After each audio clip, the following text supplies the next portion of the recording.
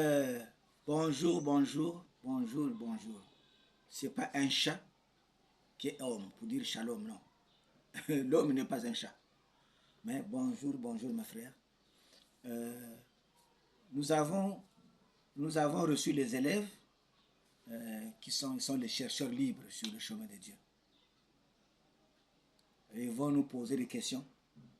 Et c'est pour répondre à ceux qui sont naïfs, pour répondre à ceux qui sont répétiteurs de la Bible, pour répondre à ceux qui s'embrouillent, pour répondre à ceux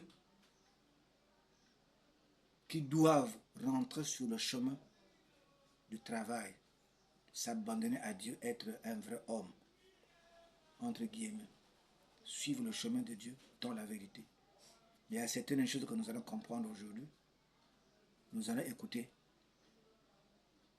les élèves qui sont qui ont la licence, je ne sais pas, sont venus me voir pour qu'ils posent la question de tout ce qu'ils veulent, toutes les questions. On n'a pas limité toutes les questions, que ce soit n'importe quelle nature de question, pourvu que ce soit sur le chemin de ceux où les gens sont morts beaucoup. Je vous écoute, papa. Bon, ma question est la suivante. Pourquoi dit-on que Jésus-Christ est Dieu? Voilà, il dit pourquoi Jésus-Christ, on dit que Jésus-Christ est Dieu. Sincèrement, est-ce qu'on peut faire une chose comme ça? Ah, le Christ devient Dieu. Toi qui es entré d'enseigner cela, sache-le que tu es un antichrist. Tu es un antichrist si tu continues à enseigner cela. Jésus n'est pas le seul Dieu, n'est pas le Dieu. Non, c'est pas vrai. Lis un peu dans Jean. Jean 20. Jean 20, versets 16 à 17.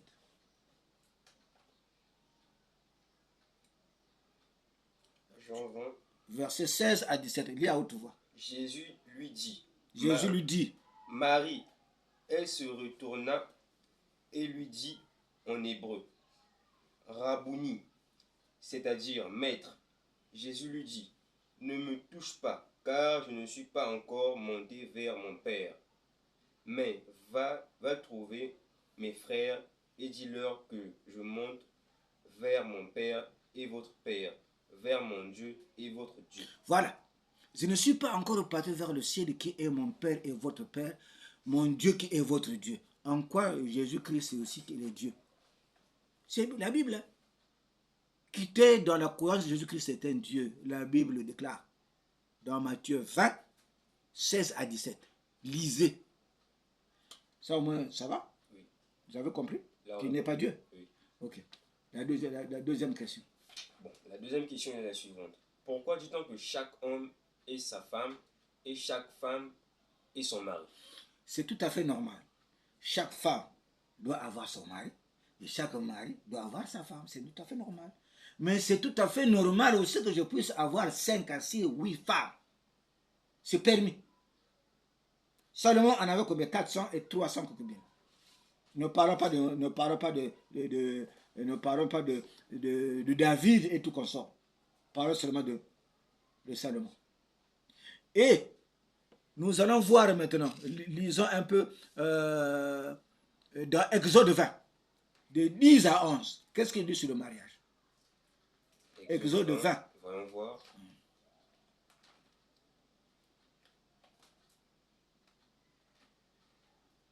Exode 20. De 10 à 11. Suivez. Chaque femme est son mari et chaque mari a sa femme. Mais je dis, il peut y avoir plusieurs, 5 ou 6, ça dépend. Je dis bien l'homme, pas la femme. L'homme peut avoir plusieurs. C'est autorisé. Oh non, s'il a une autre femme, il peut prendre la communion. Ça, c'est le protestant.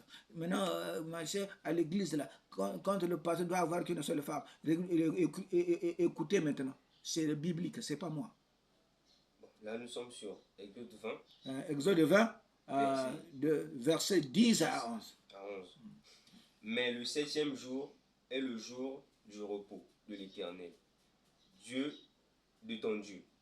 Tu ne feras aucun ouvrage, ni toi, ni ton fils, ni ta fille.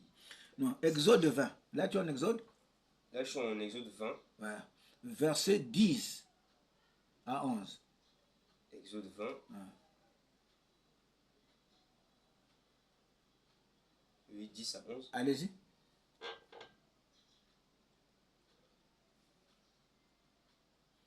Exode chapitre 20. De 10 à 11. Oui, je suis à la ligne. Tu la lis? Oui. Montre-moi. Je vais l'aider. Exode 20. S'il prend une autre, c'est 10 là. Le 10 est là. Ah, c'est souligné. Lis. S'il prend une autre femme, S'il prend une autre femme, il ne retranchera rien il ne retranchera rien pour la première, pour la première, à la nourriture, à la nourriture, aux aux vêtements et au droit conjugal. et au droit conjugal. Et s'il ne fait pas pour elle ces trois choses, S'il ne fait pas ces trois choses, elle pourra sortir sans rien payer, il pourra sortir sans rien payer, sans donner de l'argent. sans donner de l'argent. Donc l'homme, tu as le droit d'avoir 2, 3, 4, 5 femmes.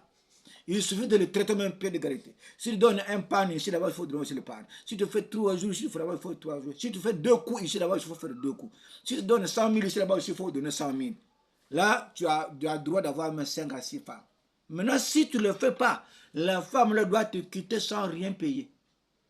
En quoi? C'est une obligation qu'un pasteur doit avoir qu'une seule femme. Quelle interdiction où l'homme ne peut être ne peut avoir qu'une seule femme, sinon c'est un péché. En quoi? La Bible le déclare. Voilà. Vous êtes libre en toutes les questions. Allez-y. Bon, j'ai une question qui me vient en tête. Oui. Voici ma question. Oui. Pourquoi la dîme doit être donnée au pasteur? Voilà. Pourquoi la dîme doit être donnée au pasteur? C'est faux. C'est de la politique pour exploiter les disciples. Les pauvres, même celui qui n'a rien à manger, mais il a ses 100 francs dans la poche, on l'oblige qu'il le mette dans la quête. Ou celui qui trouve son argent difficilement, au lieu qu'il puisse investir sur ses projets, il faut donner au pasteur. C'est pas ça. Lisez Deutéronome 14. La dîme n'est pas donnée au pasteur. Non, non, non, non, non. La dîme n'est pas donnée au pasteur. Lisez Deutéronome 14, verset 22. Verset 22. Oui. Voici, on est là. Tu lèveras la dîme de tout ce que produira. Tu lèveras la dîme de tout ce que tu produiras. Ta sémence. De ce que rapportera ton champ chaque année. Et tu mangeras devant l'Éternel ton Dieu, dans le lieu qu'il choisira pour y faire résider son nom, la dîme de ton blé, de ton mou et de ton huile, et les premiers-nés de ton gros et de ton menu bétail, afin que tu apprennes à craindre toujours l'Éternel ton Dieu. Peut-être lorsque l'Éternel ton Dieu t'aura béni, et le chemin sera-t-il trop long pour que tu puisses transporter ta dîme à cause de ton éloignement du lieu qu'aura choisi l'Éternel ton Dieu pour y faire résider son nom. Le lieu choisi par Dieu, c'est là-bas où tu dois utiliser ta dîme. C'est pas donné au pasteur, on n'a pas dit pastoral. Non, non, non. La dîme n'est pas donnée au pasteur. Lisez Deutéronome 14, verset 22. Relis encore, ma petite. Tu lèveras la dîme de tout ce que produira ta sémence, de ce que rapportera ton champ, chaque année, et tu mangeras devant l'Éternel ton Dieu, dans le lieu qu'il choisira. Dans le lieu qu'il choisira. Pour y faire résider son nom. Pour y faire résider son nom. La dîme de ton blé. La dîme de ton blé. De ton mou. De ton mou. Et de ton huile. Et de ton huile. Et les premiers-nés de ton gros et de ton menu bétail. Voilà. Afin que tu apprennes à craindre toujours l'Éternel, ton Dieu. Peut-être lorsque l'Éternel, ton Dieu, t'aura béni, le chemin sera-t-il trop long pour que tu puisses transporter ta dîme à cause de ton éloignement du lieu qu'aura choisi l'Éternel, ton Dieu. Au lieu que tu amènes la dîme, tu amènes très très loin là-bas, à cause de ton éloignement, c'est trop loin, Dieu a choisi un endroit où tu dois matérialiser à donner ta dîme. C'est pas au pasteur. Non, non, non. Exode 14, verset 22, jusqu'à vous descendez là-bas. Là, ça va? J'ai répondu. Oui. Continuez, une autre question. Bon. Pouvez-vous me parler de la résurrection de Christ? La résurrection de Christ, c'est ça qui a fait sourire la salive dans la Bible. Ils sont même contradictoires. Oui. La Bible déclare ceci. Matthieu selon, l'évangile selon Matthieu. Je vais commencer par là. L'évangile selon Matthieu. L'évangile selon Luc, selon Matthieu, selon Jacques, Martin, bref, que sais-je encore. Mais ici, là, c'est la phrase l'évangile selon Matthieu. Quand on te dit selon, suivons calmement. Selon, il y a combien de personnes là? Il y a 4 personnes. Je donne un exemple. Monsieur Luc voit la scène que les gens, quelqu'un qui est en train de se battre, il a blessé. Il vient raconter ça chez moi. Et moi, je raconte ça chez un autre en disant, selon Luc, il a blessé une personne, mais après il est mort. Tu comprends? Maintenant, l'autre va dire, sur le message que j'ai reçu de X, on l'a blessé, mais on l'a amené à l'hôpital. Tu vois 2 versions? Oui. Parce qu'il y a 3 personnes qui interviennent là sur le même sujet. Bien sûr. L'évangile selon Jean. Donc, ce n'est pas Jean qui parle, mais selon.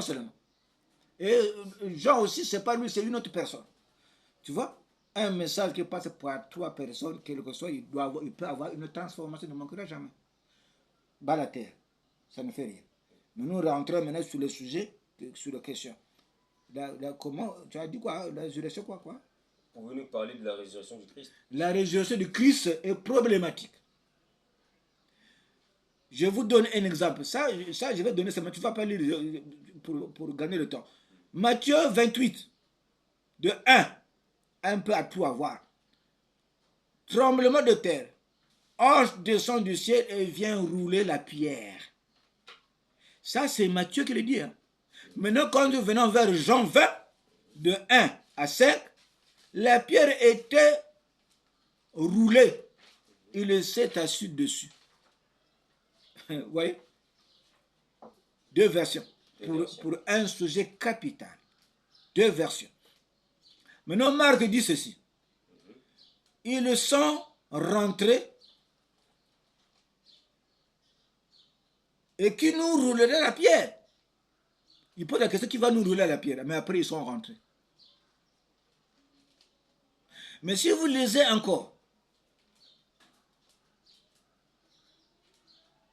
sur Jean, sur Luc 24, elles trouvèrent que la pierre était roulée et ils sont rentrés. Or que l'autre dira, vous voyez, quand vous êtes sur, par exemple, Matthieu 20, vous regardez un peu haut là-bas, il vous donne encore une autre chapitre de Luc devant. Il vous donne le chapitre de Matthieu devant. Vous lisez tout là, vous allez voir, il y a d'autres qui ne sont pas rentrés, mais sont repartis voir Pierre, qui était le vrai disciple de Jésus, qu'il aimait beaucoup.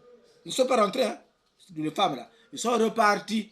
L'autre qui dira qu'ils sont rentrés. L'autre qui dira qu'il y a une pierre qui s'est assise dessus. Bon, sur un sujet capital comme celui-là, a de la contradiction partout.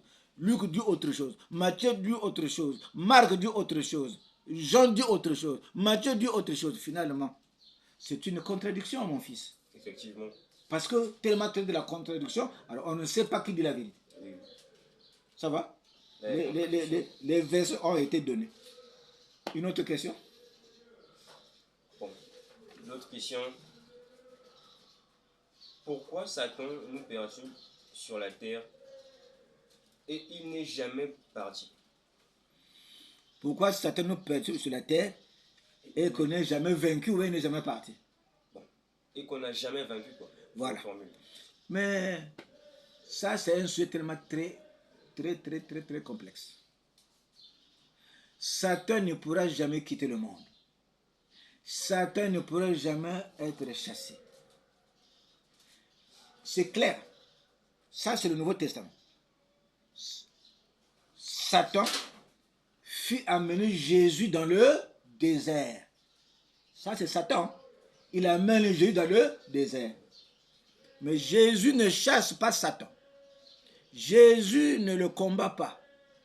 Mais la Bible déclare, Satan pose la question à Jésus. Il demandait à Jésus, transforme les pierres pour que ce soit de pain afin que tu manges. Le Christ ne s'est jamais chamaillé, il n'a jamais répondu méchamment. Il lui a juste raisonné que l'homme de Dieu ne se nourrit pas de pain, mais de la parole de Dieu. Où est le chamaillage de Jésus? Oh, tombe-toi là-bas, on va te donner tout le pays là. Il lui dit, tu ne tenteras pas le Seigneur ton Dieu. Vous connaissez la troisième question. Et la Bible déclare, Satan se retira. En quoi aujourd'hui on peut chasser Satan au nom de Jésus? Quelqu'un qu'ils ont causé dans le désert, ils ont carrément collaboré dans le dialogue parfait, dans un calme absolu. Et la Bible déclare que Satan se retira sans se chamailler. En quoi aujourd'hui Satan est mauvais? Si lui-même il n'a pas chassé. Mais on le chasse aujourd'hui au nom de Jésus-Christ. Disons la vérité, ne trompons pas ceux qui sont encore dans l'aveuglement. Ne trompons pas ceux qui sont encore comment on appelle, les païens qui sont un peu au dernier banc là-bas. Non, non, Dieu n'aime pas ça. Alors si nous enseignons contrairement, c'est que nous sommes les antichrists. Je vous donne encore un exemple. Contre les ours, ça c'est Job, hein. Quand le ours se présentait devant Dieu, Satan était parmi. Ça, je ne peux pas encore vous donner le chapitre, vous connaissez tous. Hein. Quand le ours se présentait devant Dieu, Satan était parmi. Donc, Satan va maintenant voir Dieu. Oh là là. Là, c'était Jésus, non, c'est pas grave. Mais là, il était allé voir Dieu le suprême. Le je suis, l'incomparable. Le Père suprême. Il est allé le voir. Pour tester Job, je ne vais pas vous tout expliquer, lisez seulement les livres, vous allez comprendre. Et à la fin, Job, on lui a donné le quadruple de tout ce qu'il avait parce que tout ce que Satan a fait, soit déjà c'était un menteur, il partait chaque fois rendre compte à Dieu. Oh non, il désobéissait, un désobéissateur, non. Il rendait compte, il ne désobéissait pas. Dès qu'il faisait le test, les enfants sont morts, il était le rendre compte. Dès qu'il était à Tekarme de Mwanza, il était le rendre compte. À la fin, Dieu a dit, quitte Satan, et il a dit à Job, recouvre le quadruple de tout ce qu'il avait. Et Job se réjouissait et il ne maudissait pas Dieu. Merci, tu m'as donné, j'étais content. Et tu le récupères, il doit être aussi content. Et c'est là où Satan n'arrivait pas à l'atteindre. Il est parti. Bon, en quoi aujourd'hui, toi, tu peux le chasser? Je donne un exemple. Il y a la lune. Il y a le soleil. La lune est symbolisée par quoi? Le mal. Le soleil est symbolisé par le bien. Ok? Il y a la terre et le ciel. C'est pas ça. La terre est symbolisée par le mal. Le ciel est symbolisé par le bien. C'est pas ça. Le manger est symbolisé par le bien et le chier est symbolisé par le mal. C'est pas ça. Il y a le bois et le pisser. C'est pas ça. Il y a le pied gauche et le bras droit. C'est mot de deux choses différentes. C'est pas ça. Le bras gauche est faible, le bras droit est fort. Tu vois, deux choses différentes. Il y a la femme et l'homme pour qui la procréation. C'est pas ça. Deux choses différentes. Tu comprends là ce que je veux dire? Donc, les deux choses différentes là est là en permanence. C'est les inséparables. Pour que tu puisses obtenir le courant dans ta maison, il faudrait que tu aies une phase moins et une phase plus. C'est pas ça. Bien. En quoi où tu peux enlever un? Il y a eu une nuit et un jour. C'est pas ça. La nuit, c'est pour que nous dormons. La journée, pour que nous travaillons. Vrai ou faux? Ouais. Bon, maintenant, le mal qui est symbolisé par la femme, qui est symbolisé par la phase moins dans le courant, parce que la phase plus, la phase moins, c'est la femme, la lune, c'est la femme, la terre, c'est la femme, comment on appelle la femme, plutôt c'est le Satan, puisqu'on parle de la polarité. Dans la batterie, il y a le moins et le plus. Le moins, c'est Satan. Le bras gauche, c'est Satan. La terre, c'est Satan. La lune, c'est Satan. La femme, c'est Satan. La mort, c'est Satan. Tu comprends? Donc, on passe maintenant le bien. L'homme, c'est Dieu. Le bras droit, c'est Dieu. Le soleil, c'est Dieu. Le phase plus dans le courant, c'est Dieu. Le plus dans la batterie, c'est Dieu. Tu comprends? Bon, en quoi aujourd'hui, nous pouvons maintenant le supprimer, le Satan, on doit le quitter, on doit l'enlever. Comment on peut le chasser? Si tu veux chasser le Satan, donc divise le milieu là, enlève le côté gauche, si tu vas vivre. Oui. Bon. Vous avez parlé de Dieu et de Satan. Ouais. C'est un très bon débat. Ouais. J'ai une question qui me vient en tête. Oui. Allons sur 2 Samuel 24. Oui. Sur le dénombrement. Ouais. Selon Samuel. Oui, 2 Samuel 24. La colère de l'Éternel s'enflamma de nouveau contre Israël et excita David en disant va et fais le dénombrement d'Israël. Voilà. Ça c'est selon ça c'est Dieu, l'Éternel qui s'enflamme. Très bien, merci beaucoup. Reprends Maintenant, encore. Reprends encore la papa. La colère de l'Éternel s'enflamma de nouveau contre Ça, Israël. c'est dans le chapitre 2 Samuel 24. 2 Samuel 24. Allez. La colère de l'Éternel s'enflamma de nouveau contre Israël. Et l'Éternel dit, va faire le dénombrement d'Israël et de Juda. Bon, maintenant là nous sommes maintenant sur Chronique. 1 Chronique 21. Dénombrement selon Chronique. 1 Chronique 21. Satan se leva contre Israël et excita David à faire le dénombrement d'Israël. Bon, là, Satan n'est-il pas seulement Dieu? Ce ne sont pas juste une seule personne. Ne font-ils pas une seule personne?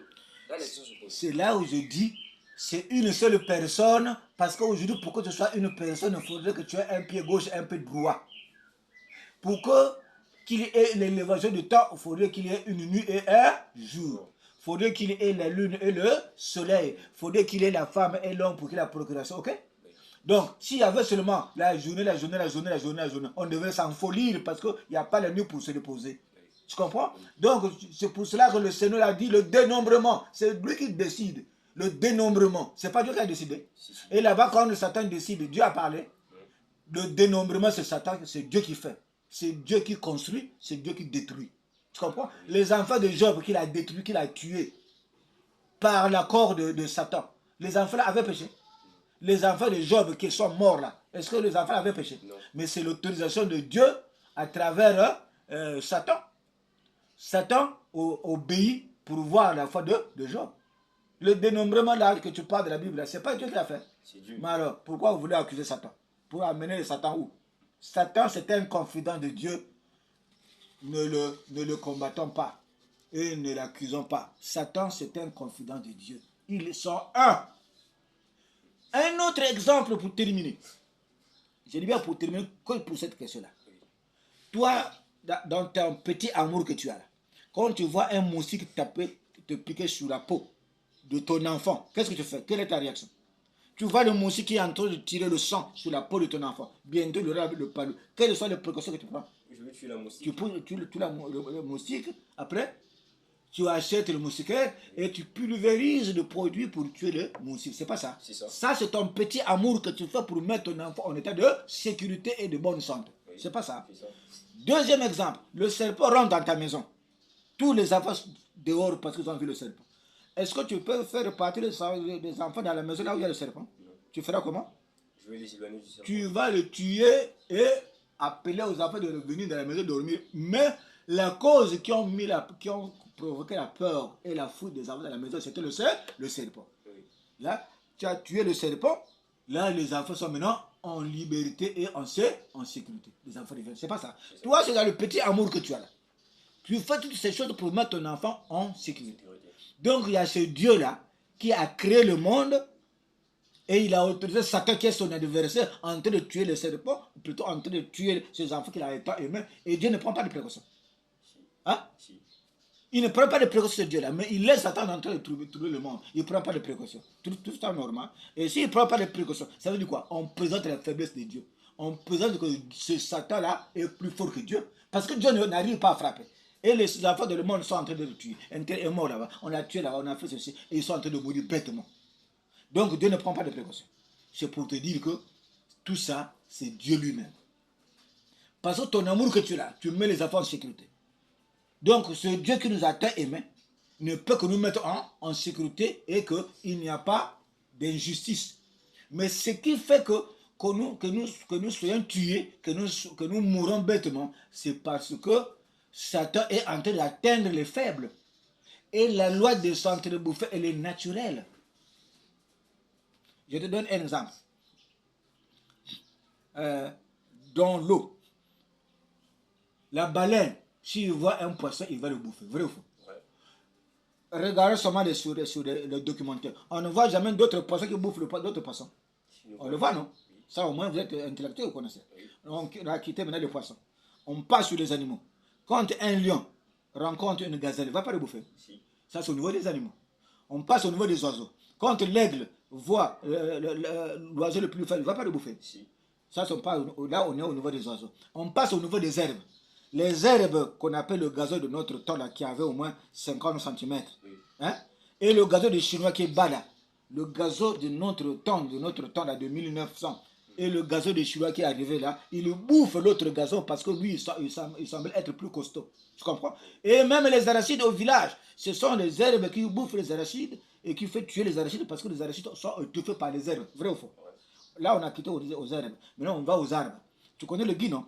C'est un arbre qui pousse au-dessus de notre arbre. Il le tue aussi. On a quitté sur les arbres. On vient sur les hommes. Le sorcier peut bouffer l'autre de la famille bêtement. C'est pas ça. Là, on a quitté au niveau des hommes. Le sorcier bouffe celui qui ne connaît rien, celui qui n'est pas protégé, on le bouffe. Là, on a quitté au niveau des hommes. On vient maintenant aux poules. La poule, quand tu vois le cafard, il le bouffe. Vrai ou faux? Le zéro qui est sur le mur là, s'il voit le mouche là, il le bouffe. C'est pas ça. Ça. Les araignées, il faut même les pièges là. Dès que quelque chose, même le papier, il vient là, il le bouffe. C'est pas ça. S'entre-bouffer, c'est à tous les niveaux. Si le sorcier arrive à te bouffer, c'est que tu es faible. Et la foi, pour que tu sois comme une poule, quand il a pondu ses œufs, il a maintenant les poussés. Quand tu avances, la poule viendra avec une nervosité vers toi, avec les griffes, pour qu'il te blesse, afin que tu puisses fuir et que ses enfants soient en sécurité. Donc, aie la foi pour que Satan ne puisse pas être à ton merci. C'est ça. Mais si tu n'es pas dans la foi, si tu es dans la peur, dans la négligence, dans la peur éternelle, le sorcier que dans ta famille là t'attraperait et te boufferait parce que c'est une loi qui est comme ça. Donc on ne faisait pas allusion à Satan, mais c'est une loi qui est comme ça. Les herbes s'entrebouffent, les oiseaux s'entrebouffent, les animaux s'entrebouffent, les arbres s'entrebouffent. Donc je dirais quoi? Les animaux aussi, au niveau des arbres aussi, il y a des sorcelleries. Au niveau des arbres aussi, il y a des sorcelleries. Au niveau des marchés, il y a des sorcelleries. Donc c'est une loi qui est comme ça. S'entrebouffer, c'est ça. Donc c'est une loi de la nature. Une loi de la nature. Pour que tu ne sois pas bouffé par les sorciers, sois fort et la foi. Là, tu changes, tu quittes l'étape d'être faible, tu vas vers la force. Et le Christ sera avec toi. Et Dieu sera avec toi. Tu comprends? La loi de la raison et de la pureté te protégera. Mais si tu ne l'es pas, tu seras à la merci. C'est une loi qui est comme ça. Et les gens font allusion au Satan nous perturbe. Non, il ne nous perturbe pas. C'est nous-mêmes, nous allons vers lui. Dès que tu te comportes mal, c'est comme une mouche qui est attirée par le caca. Tu mets le caca là. Qu'est-ce que tu vas attirer?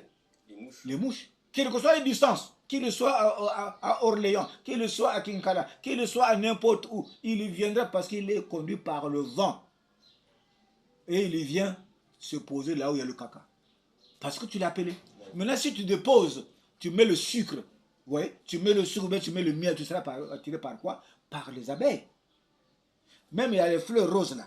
Hein, les fleurs roses là, quand ils dégagent l'odeur, il est attiré par quoi? Par les oiseaux, par les papillons et par les abeilles. Donc chaque odeur attire chaque espèce d'insecte ou d'animal. Donc si aujourd'hui tu as obscurci ton corps dans ta façon d'agir, dans ta façon de se comporter, tu obscurcis ton corps, le comportement, sache-le bien, tu es en train de dégager pour que les mouches viennent, pour que Satan vienne, pour que les sorciers viennent. Parce qu'ils sont attirés par ton état. Une poubelle qui est en route, c'est tout le monde qui jette un pot de banane, vrai ou faux?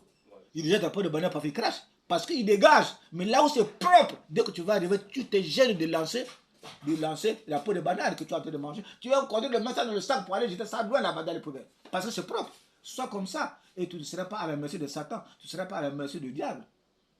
Voilà la différence. Donc, n'accumulons pas Satan, n'accusons pas Satan pour rien. Et c'est un confident, ils jouent ensemble. C'est pour ça que moi, ma vie là, j'ai mon bras gauche et mon bras droit et je vis. Grâce aux deux choses. Vrai ou faux? Ouais. Voilà. Ça va? Ça va. Oui. Ah.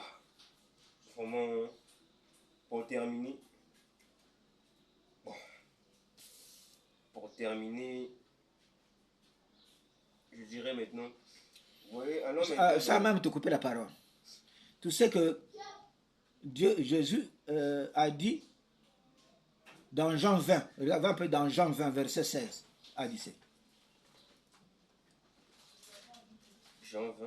Jean 20, verset 16 à 17. Oh non, il est Dieu. Là, on est revenu parce qu'on n'avait pas le verset exact. Oh non, Dieu est là. Jésus est là. Voilà, lis un peu. Jésus lui, Jean 20, verset 16 à 17. Oui. Ça, Oui. Jean 20, chapitre, on avait déjà lu ça? Oui. Ah d'accord. Ça, Okay. on a déjà lu ça. Ah, Oui. ok. Pose une autre question.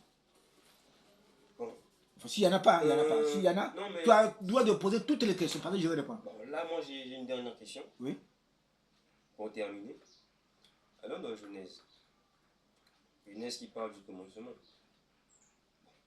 Dans le jardin au jardin d'Éden, il y avait l'arbre de la connaissance du bien et du mal. Oui. Et l'arbre de vie. Lorsque Adam et Ève mangèrent l'arbre de la connaissance du bien et du mal, lorsqu'ils mangeaient l'arbre de la connaissance du bien et du mal, ils se sont rendus compte qu'ils étaient nuls.